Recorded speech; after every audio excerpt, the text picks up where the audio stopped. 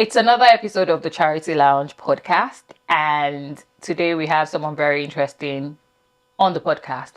But then, you know what we do here? We amplify the voices of minority-led charities, and Funmilayo is a co-founder of Path to Possibilities, a charity that caters to the needs of underprivileged children. And the reason this is interesting is because when she talks and she says a story and the journey so far, is as if she's telling my own story, because it's like we walked the same path.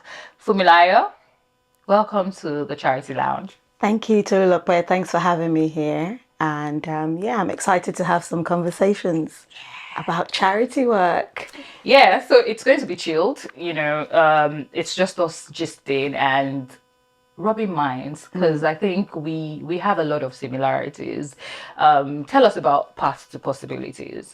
Okay, so Path to Possibilities actually stemmed out of a friendship relationship, and I'll just give a little bit of a backstory. Back in about 2007, 2008, I was working my 9 to 5 job as a pharmacist, but I have a lot of girlfriends, a lot of sisters, and people who are very creative, very entrepreneurial. And it just got laid on my heart to help people network. I always call myself a little bit of a cheerleader. I think that's one of my callings. Nice. So on a whim, I do a lot of things on a whim, set up a company, and I started doing networking events, and we called it Promoting Women in Business. And it was all self-funded. I was just it was my way of giving back now that I think about it. And I would organize these events. A lot of women that I knew who had small businesses will come. We will have speakers, they will exhibit. And at one of those events, a friend of mine who had gone to secondary school together, she attended. And one of the speakers we had was actually talking about Nigeria and investing in Nigeria and investment opportunities. But I think prior to that, I had been doing work around sort of giving back.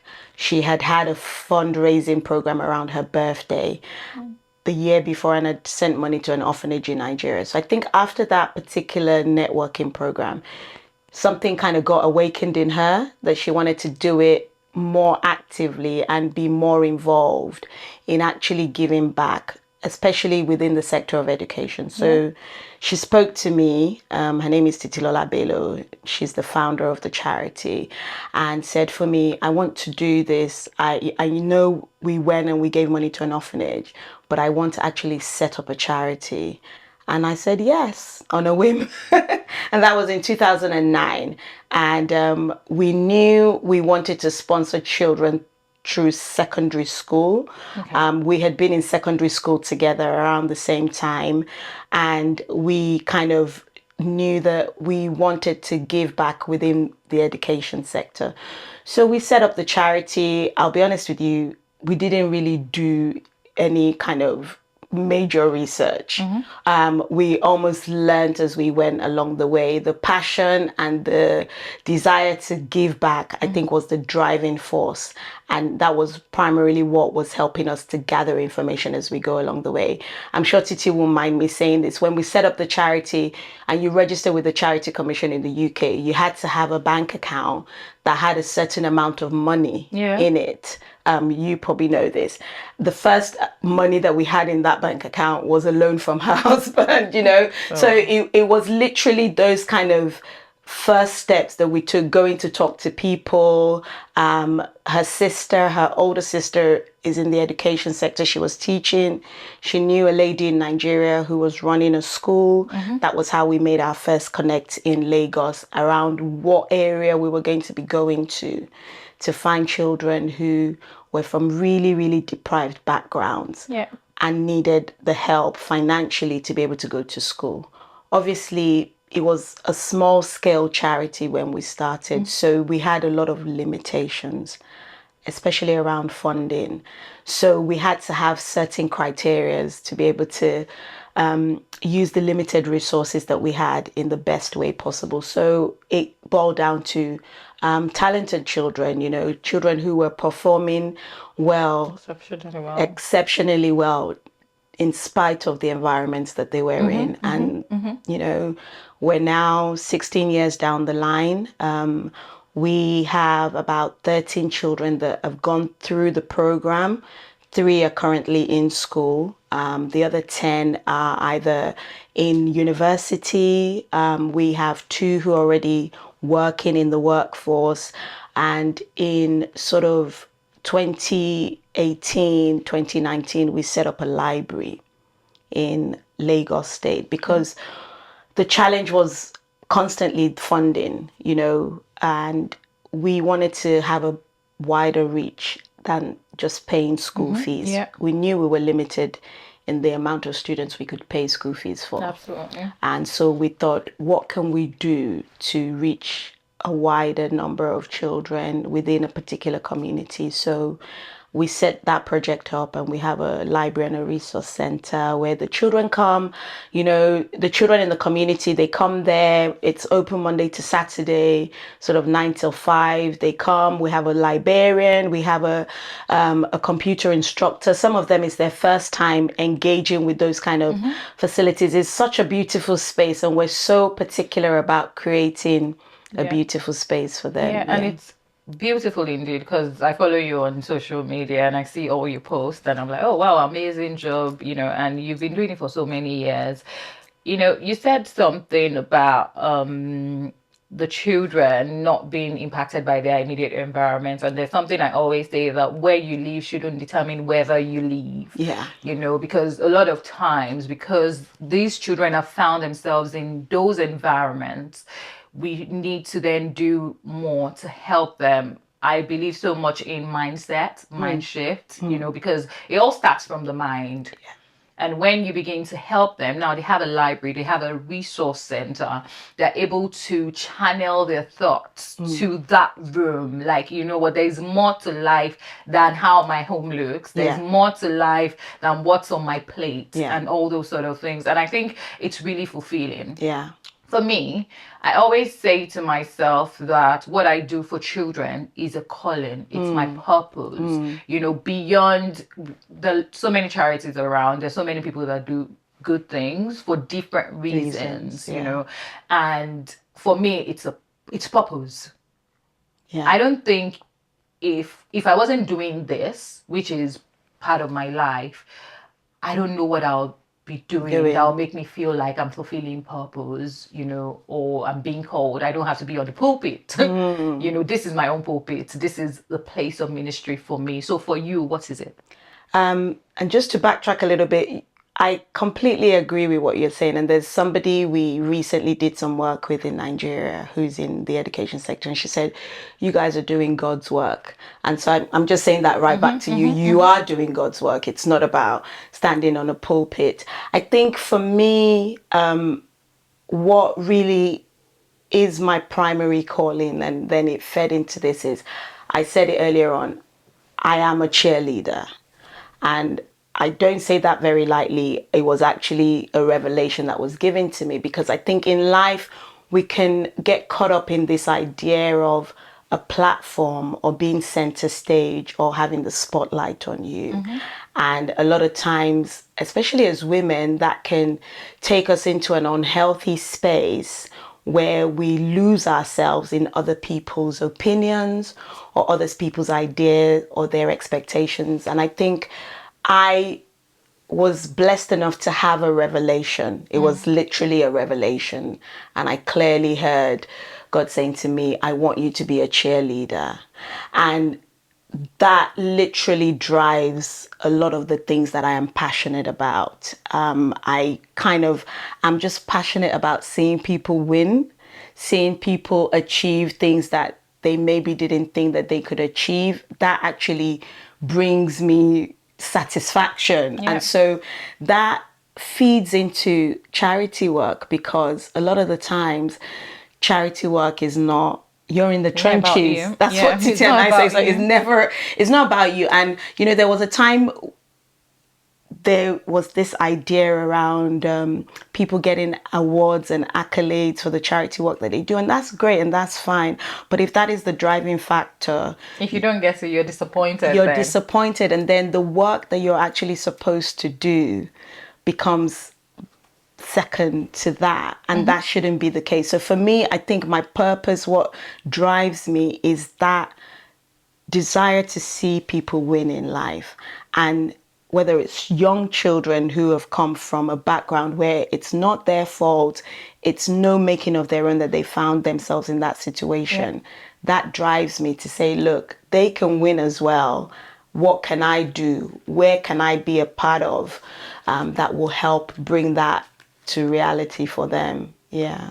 Yeah, and this stuff you said about you being a cheerleader, honestly, you are, because you said something when you were introducing yourself and trying to say what you do about the founder.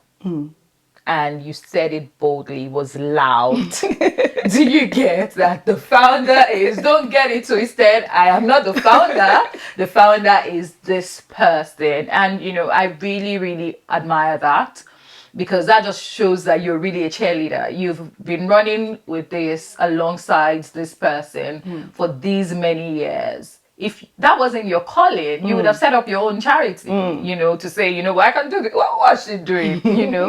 And it's just human nature sometimes. And it takes you a lot of, I'm sure that in the course of the years, there will be things you would disagree on, agree on and stuff like that. Some other persons or some other person would have walked away like, you know what? Yeah, me too, I'm called now. Is it not the same work we're doing? Please, I'll do my own. Then, well done, honestly, because at the end of the day, we feel purpose or ministry sometimes is always on the pulpit, is always you carrying a megaphone and you being out there. Sometimes it's just at the back. Yeah. But you just need to recognize what it is for you to thrive. Yeah. Even when you're not seen. Yeah.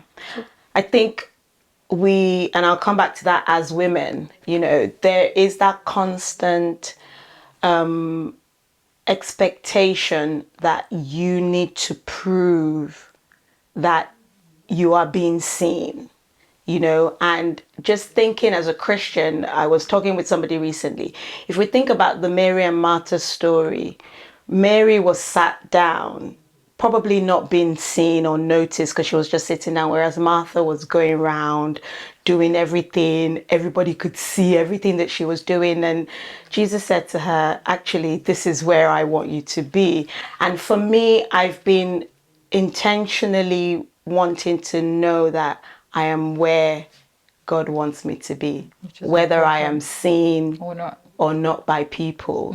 And that's not an easy thing to do, because we live in a time, in a society where if you're not in front of people, if you're not front facing, if people don't know your name, if they can't remember your name, then what are you doing? But that's not really the truth. And especially in charity work, you were telling me your story of how you go under the bridge, you go and meet these children, you meet these families, it's hot in Lagos. Every time we go to Lagos, I'm like sweating. And when you were telling me that story, I could picture it's not fancy. It's not makeup and hair and all that. It's not anybody seeing you. You're literally behind the scenes doing the work that is making the change. And for me, you have to really be connected to the essence of who you are to be able to thrive in that. And I say to people all the time, I hear people come and say, oh, I want to set this up, I want to set that up. And I say, don't wait until there is something. Don't wait until you have a building or until you have a big plan. Start doing louder. Start doing what is in your heart to do. Start helping somebody else. I heard so-and-so charity is doing a fundraising event. I'm going to go. Yeah. I'm going to invite somebody else to come and support it. Because as long as I'm waiting for the big break, I'm not going to be doing what is purposeful. Yeah. Because purpose comes from within. When there's purpose and you are sure about, this is what I've been called to do, I will go and cook. I will go and help the person that is running a charity program. Yeah. Until I know how mine is going to look like. And I think for me, that is what drives, whenever we go and we see these children and they're talking about the things that they've benefited from and what they've achieved, that for me is fulfillment. Yeah. Yeah. So guys, did you hear that? Yeah. My one of my posts, I talked about you starting small, start with one, one at a time. You don't need the big money. If you want to do work, do work.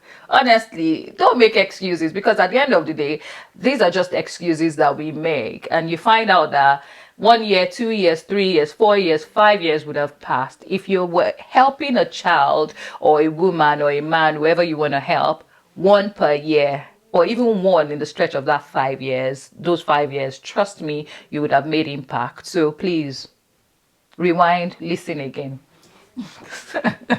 Rewind, listen again. Yeah, so you mentioned the UK.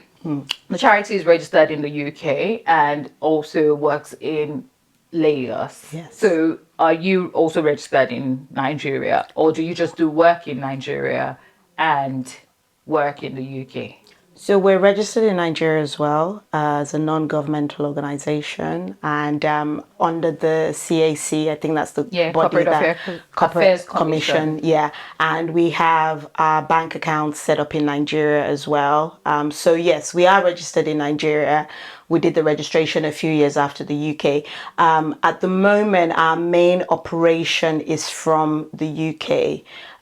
We're registered in Nigeria because we do work there, and operationally, we're hoping to expand and improve on our presence in Nigeria. All the work that we're doing now, 90% of it is in Lagos State. We have been to Ogun State as well, where we've built a library for a primary school in a community called Idale. We set up a borehole for the school and also the community.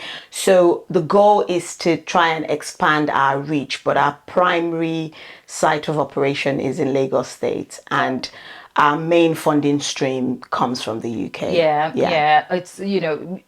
It's like most of your experiences I have had as well in my charity, especially when it comes to raising funds. I raise a lot of funds in the UK, and then it goes to children in Nigeria. But so that's why I always just give examples from my own experiences. So when I started by going to orphanages. Yeah. So the first 2 years I went to different orphanages, but I found that children in orphanages are actually more privileged than children on the streets, because for every time I went to the orphanage, there were other people who also went there to give them stuff. And that was how I started going into the slums. That was when I started going to public primary schools and then to hospitals. So it meant I needed to change strategy. So did you ever have to change strategy, or did you set out to, okay, this is what we want to do, this is how we're going about it, and have you kept to that all through the years, or have you had to change things or switch things up for any reason? I think we haven't really had to change strategy because we're within that education sphere. Your reach is a lot more sort of holistic in terms of home, family, feeding.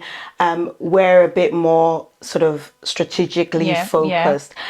But saying that, there are times where we may have to change tactic. So for example, the library. So when we set up, we were certain that we wanted to pay for 6 years of secondary school education. We were very certain that we wanted them to go to privately funded schools, which we got a lot of questions on that from people about. And it was basically because we wanted not just any kind of education. We wanted quality education. We were very particular about quality rather than quantity. It wasn't just about putting X number of children through school. It was about putting children through quality education. So when we started that, we were very clear that that was what we were doing. Paying for secondary school, putting them in private secondary school, and also running some sort of teacher training program. As the time went on, we realized that because of the way we fund, it was all just community outreach, sort of fundraising projects through our own network. We'd applied for funding a few times, didn't really pan out. We in certain years couldn't take children into school because you needed funds. because you needed funds. You know, we already had the children who were in school that were paying their fees. If we took in more children, we may not be able to meet our commitment. And so at that point, we thought, what can we do to reach more children in this community, even if we're not sending them through school? So the library came up and the resource center. So I'd say that was probably one of the main sort of, I wouldn't call it a change, but like a pivot in the approach or strategy that we had. And invariably that then became a two-way beneficial stream, because the children that we were sponsoring who were in that community used the library. In the opening of the library, we've been able to engage with a number of primary schools in that area. They come, bring the children. They have set times where each school has reading time in the library. So they come with their teacher. Through that, we've been able to identify other exceptionally talented children who then sit and go through the assessment. So I think that's probably one of the things we've had to do. But we're constantly thinking, you know, when you work in a charity sector, you have to be open. It can't be a my way or the highway. It can't be rigid. You can't really be rigid, especially when you're, I don't know about the big charities, but when you're running something that is like a small to medium scale charity program, you really have to be willing to pivot. You know, when COVID happened, for example, up until that point, we had like an annual big fundraising event that was like a gala. And that's where we would literally probably raise the majority of the funds that we would use. And then for about 2 years, you know, we had lockdown. You couldn't do anything. And so we had to kind of think outside of the box. We had like an online fundraising event. We had to start looking at other ways to engage with regular donors. We had to start implementing social media. Like the charity runs with like, we had a number of, I think when we started, we had about maybe 6 or 7 volunteers on the team. At the moment, there's probably 2 active volunteers, and we have staff in Lagos, 3 salaried team member staff, and then the resource center runs with 2 instructors. No, they're paid. You know, everybody who works for the charity in Lagos is paid. The volunteers are based in the UK. So even the human resource that we had of volunteers in the UK dwindled down. You have to start thinking, you know, we can't organize big gala events because that needs a lot of hands on deck. So we started maybe about 6-7 years ago doing a race, like an annual 10K race. 2 years ago, that changed to a hike. You know, so the hike for change will be in 3rd year this October. We're going to do that again. So there are times where you just have to keep, you have to keep tweaking things. Because if you don't, then if your ideas, whether for fundraising or for your projects or for whatever, if they are not relevant to what you're doing, then it's as good as dead, really. And to be honest, we're competing with the big charities. I'm not going to name names, but the charities who can afford to send out letters, to call people, to source donations, you know, we don't have those kind of resources, whether it's human resource or capital, to be able to do that. So we have to constantly be thinking, how can we engage? How can we get people on board? Even the close network people, like I have aunties and uncles that are always saying, oh, for me, I want to support her. Like, okay. And it's, you know, it's interesting that you say that, because handling social media alone is work. You know, and sometimes I'm just tired, I'm drained. You know, Green Pastures Kiddies is also volunteer driven, and in the last 19 years we've had influx of volunteers. You know, thankfully I've had some volunteers that have been with us for like 13 years, but they're not many. They just come go, and we find that sometimes you're just drained. There's only so much you can do. You know, you're trying to think social media, you're trying to think funding, you're trying to think programs, you're trying to think sustainability. There's a whole lot to think about. And if it's on you alone, you know, and your partner, then it's too much. it's too much. And I was talking to one of the guests that I had, I think the last episode, and we're talking about setting up your charity as a business, which is something I'm learning now. I'm trying to teach people in my community as well. We set up charities or foundations or NGOs, whatever you want to call it, from a place of passion. It's a good start, but it doesn't sustain it. Yeah. And that's why you need a business model to Yeah. be able to carry it on. Think about a business. If you had a business, you have structure in place. Yes. You would have all those things in place. But because you're paying Yes. those people, then it runs.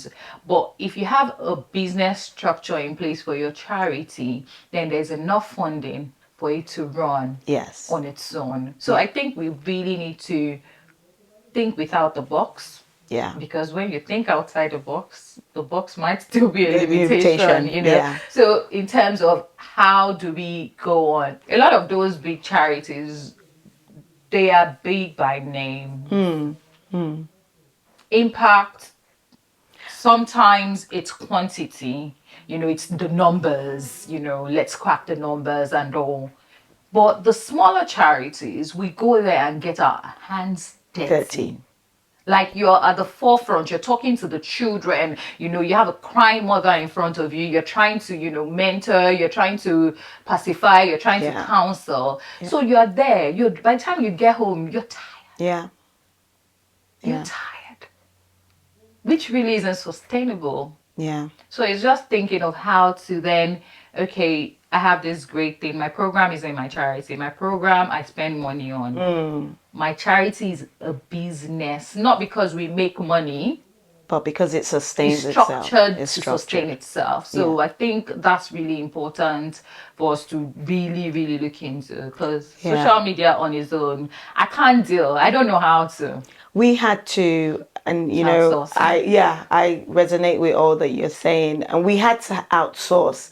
And even in that outsourcing, we've gone through a number of different, individuals and trying to pitch things right and and now we live in a time where if you're not on social media, you're not being seen. And even social media itself, the algorithms are pushing you away because there are people who have more money, who can shout more, put out ads, and for every penny that we're spending, it needs to count. It has to literally be making a difference. Because not only are we mindful of that, people are also asking questions. Oh yeah, because whatever comes to your account, you need to be accountable. People like transparency, and it just helps your charity grow, really. So in all your years of experience, is there any one story that has changed you, or that really, really... I've had lots of stories and experiences. Some have made me cry, some have made me happy in the end. Is there anyone that you would say that has kind of stayed with you? Ooh, that's a tough question because it's hard to say one. There's several.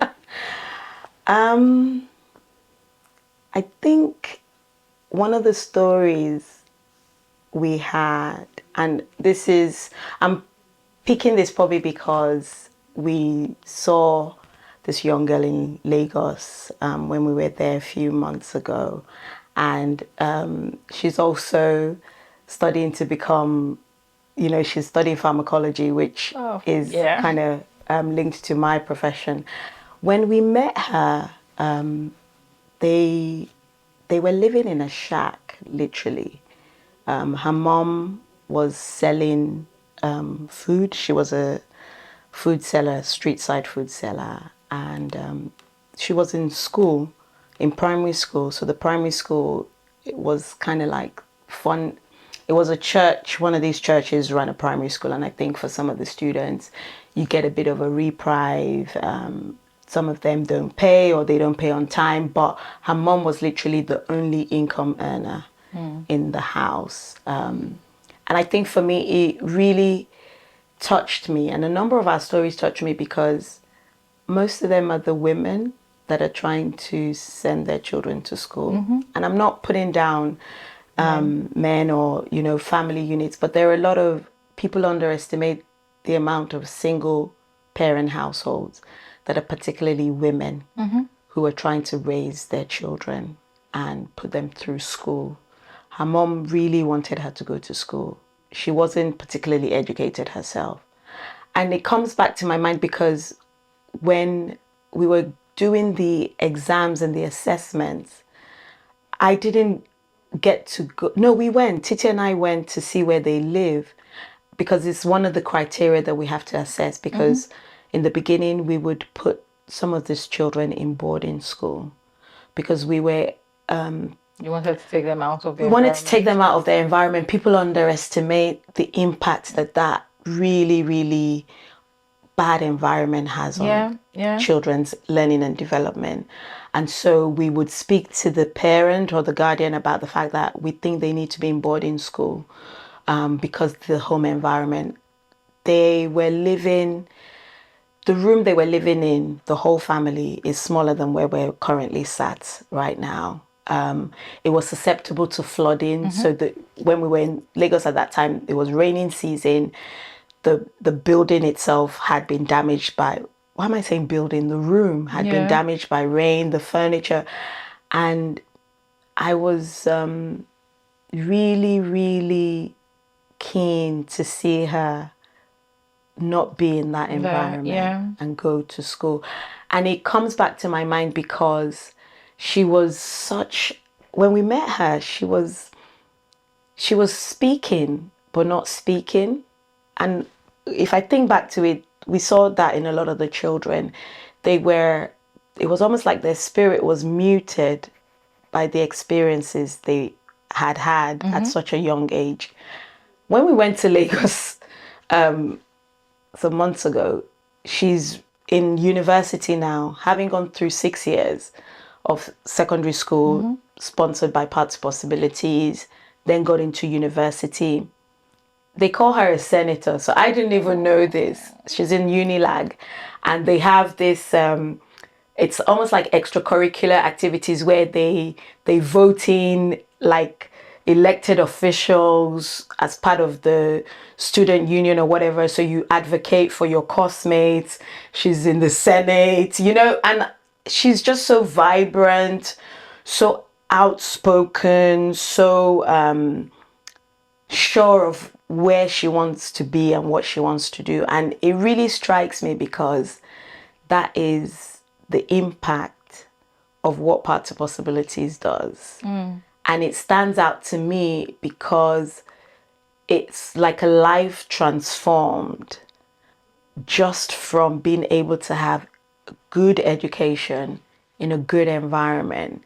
I don't know what's going to happen in the future, but from what I can already see, she has tools that is going she's already on the path. She has tools that has changed her from that young girl that was just muted, not really smiling. She's been modeling. She's been like, when I think back about it, the first picture we ever took with her, and I look now, she didn't smile. She was just muted. She was just there. But now she's full of vibrancy. I became a bit teary when you were talking because I could just see the girl in front of me and, I could relate 100%. And that's why mindset is very important. Words are important. Vision is important as well. And that's why I love what you're doing, in terms of taking them out, to boarding school. So they're not constantly there. There was a time I was speaking to a boy in the slum that we used to work before they demolished it. And I used to take the kids to church. So one day, just before service ended, I was like, let's pray, close your eyes. And I said, if you think or you've ever thought that you would never become someone great in future, raise your hand. I didn't expect to see anyone raise their hand. And this boy raised his hand. And after the service, I spoke to him. And he said to me, I said, why? He said all his brothers are area boys. That he wants to be a civil engineer. But he thinks that no matter how he tries, he might end up being an area boy too. Because that's his reality. That's what he sees every day. So that child leaving that environment is very important. Yeah. To then bring that change to his family. There was a boy that once told me, when I said, what do you want to be in future?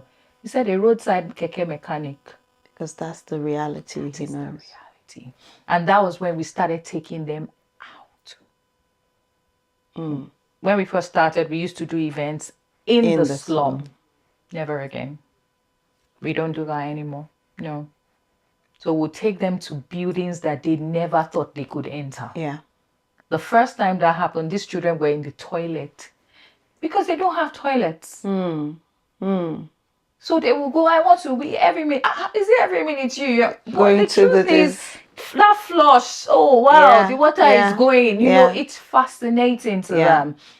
And we're going to also do this project where they would go into, I want to be a doctor. You've never even seen a doctor. You've not seen a hospital before. So let them intern for 1 week. Yeah. In companies. I want to be a banker. Have you seen the thing that counts money before? So that it changes their mindset and they're like, you know what, this future has to be mine. Yeah. Yeah. We used to get a lot, people making comments like, oh, some of these children, they just want to grow up and be area boys. Or they want to grow up, but they have aspirations. They do. Their parents have aspirations for them. And I think what people forget is that when all that you can see is limitations, it can start changing your mindset. And what we're trying to do is to help people see beyond the limitations and give them that opportunity that unfortunately the society or the systems in place have not really given to them, has not given them access to be able to do that. And I think that's what makes a good charity work impactful, when the essence of what you're trying to do is to give somebody a bigger vision. Is to open up their mind. That's what education does. That's what giving somebody skills does. That's what helping to take somebody out of the environment that is limiting them does. We recently were running some training programs we did a sex ed session. We did like a learning skills, shoemaking and things like that. And we said, oh, can you ask this group of people to come in from the community? And one of the staff said, oh, some of them won't come if you don't give them money. That's what they always say. X, Y, and Z. And Titi and I were like, we actually don't want people who are coming because they'll get we want people who are coming because they're going to acquire something more. And I know it's hard. It's hard in that environment. It's hard in that economy. Money is easy to receive. But there's a lot of people who want a future and they know that there's more to that. It's about getting education. It's about, young girls knowing that I can protect myself from abuse. I can protect myself from being put down or being degraded or being mistreated. It's about young boys knowing that I have a future that is beyond being like a bad boy or harassing girls, or, I can be self-confident in myself without falling into the wrong hands, or saying I can be confident enough to say no to negative peer pressure because I have experienced good education. I've built up my own self-esteem. So. Wow. Honestly, we can go on and on and on. I'm sure we can speak the whole day because we have a lot to speak about, to talk about, 13 years old, 16 years. 16 years this year. It's not a joke, it's not a joke. So many stories to tell.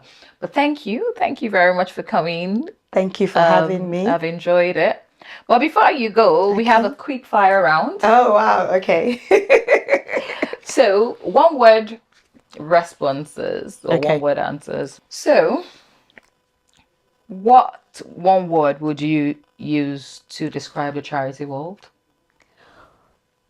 Tough. Tea or coffee? Oh no, this is a tough one. Tough again. Okay, give me a time of the day. Oh, morning. Coffee. Okay. Biggest misconception about African charities?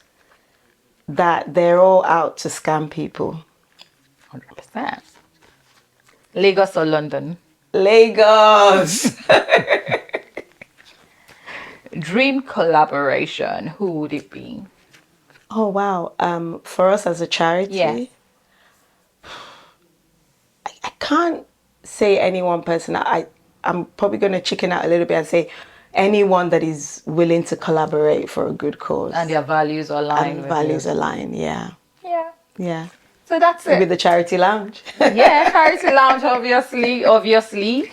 Yeah, so thank you very much. Thank you for having me. It's been great. Ciao.